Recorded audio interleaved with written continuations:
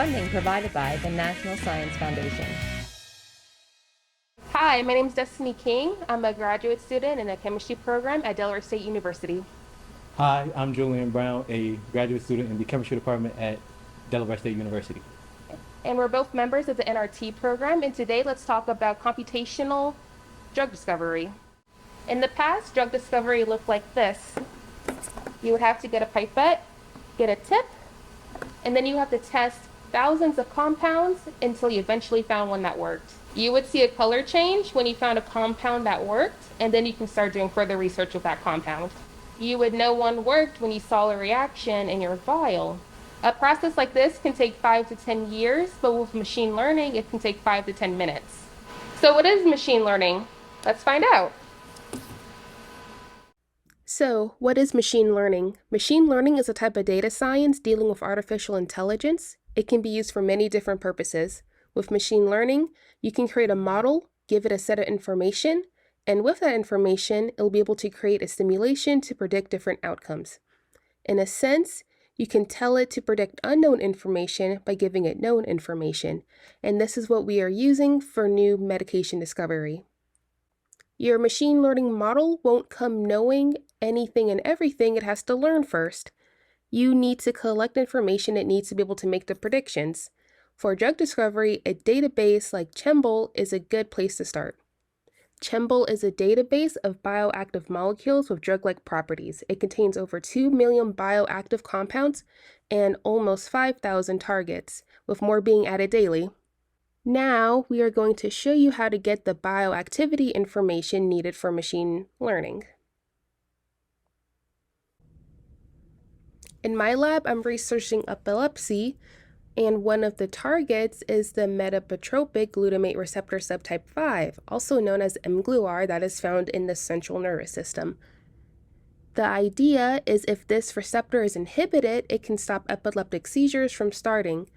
So now we can find molecules that act as a ligand for our target receptor. We can start by searching mGluR in targets. The search gives us 5 target proteins in total, but we are looking for the single protein, which are 3 of them. One found in humans, one found in rats, and one found in mice. Once we are sure the one we are looking for is in the database, we can check to see how many bioactive molecules for mGluR the database has. There are almost 4,000 ligand molecules for mGluR in this database, which can be daunting, but not everything on this list would be considered medicine-worthy. With coding, we can filter through that list. Python programming is a good tool to use. I'm using the Data's Professor version used for collecting bioactivity data. The first step is to install a few libraries. These libraries' code will act as a reference for the codes we will use later on and allow our codes to get access to CHEMBL's information. After the libraries are installed, we can search for the target protein. It will show us the same information we saw on the CHEMBL website, but in a format that our coding can understand. This number will correspond to our target, and putting it here, it will give us the CHEMBL ID. As of now, if we were to make a list, it would still have the 4,000 molecules on it. One way to shorten this list is to look at the molecule's bioactivity. A molecule's IC50 value is important when looking for new drugs. The IC50 number represents the concentration or amount needed to inhibit 50% of the target, thus stopping half of the biological process. Now, our list or data frame has molecules with IC50 values. Just by doing that, we cut the list down to just over 200. So why is the IC50 important? Let's say you have 2 potential drugs and you are picking which one to use. Their IC50s can help you decide. Let's say one molecule only needs 500 nanomolars, while the other one needs 5,000 nanomolars to get the same effect. This can be the difference between taking 1 pill a day or taking 10 pills a day. We can also classify molecules based on their IC50 values. Active molecules will have an IC50 value of less than 1,000 nanomolars. Intermediates will have an IC50 value between 1,000 and 10,000 nanomolars, and inactive will have an IC50 value of greater than 10,000 nanomolars. Usually, we will only be interested in active or intermediate. We can run this code to add labels for the different categories. Now we can put all of this information into one data frame list. For each molecule, we will want its Chembl ID, its canonical SMILES notation, which is the text form of the molecule structure, its IC50 standard value, and its bioactivity class. We can run these codes to make sure a new data frame list has all the information we want.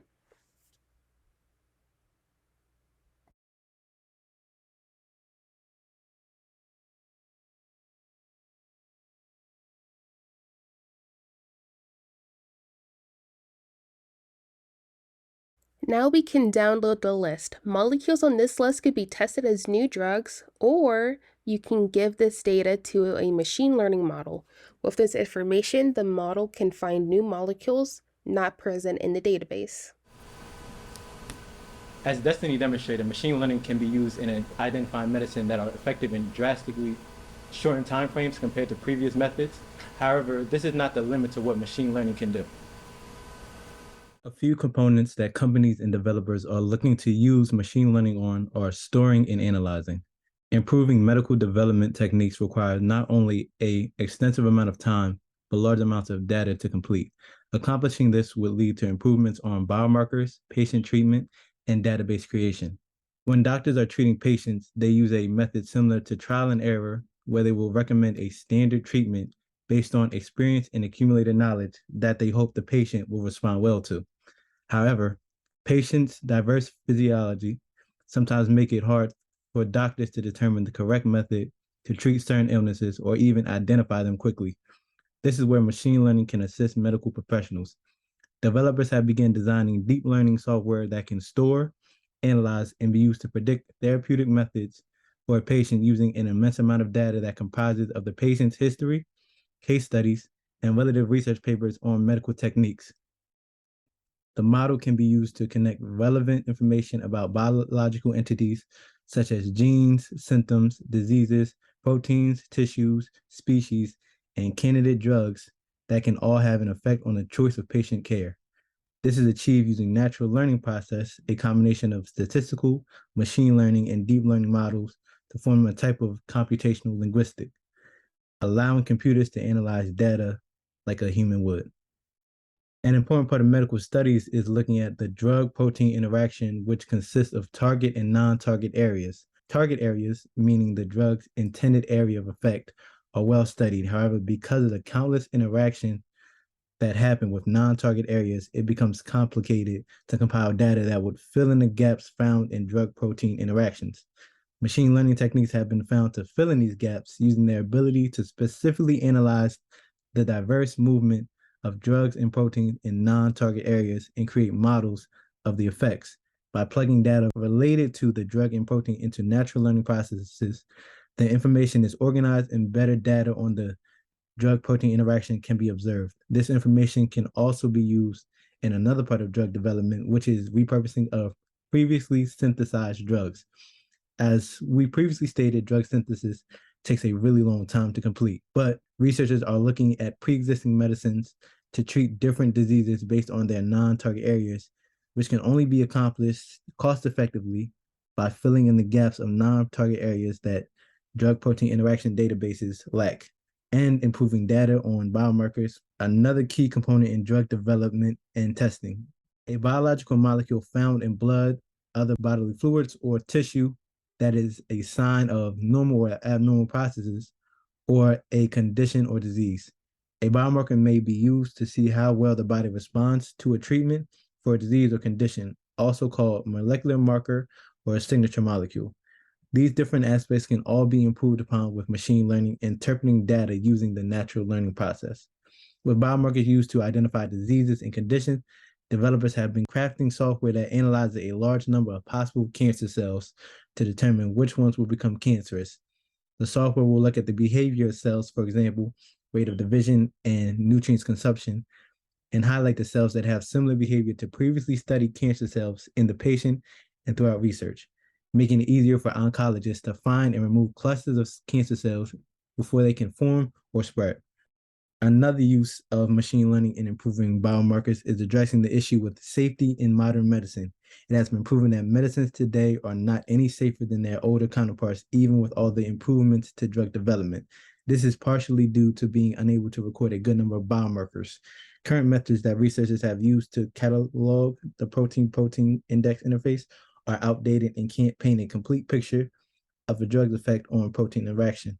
Developers have been building cloud-based databases that would be able to detect and store a more detailed collection of biomarkers that will show toxicity, efficacy, and other important determinants that can be readily communicated with the public. This may increase toxicity found in certain drugs, but in the long term, being able to analyze biomarkers more effectively can decrease the amount of time we put into repurposing drugs and synthesizing new ones. However, there are limitations to machine learning, and that is mainly being able to process these large quantities of data. Even though it is shown that machine learning is really effective in quantifying data, it is still limited to the amount of processing speed that is currently available.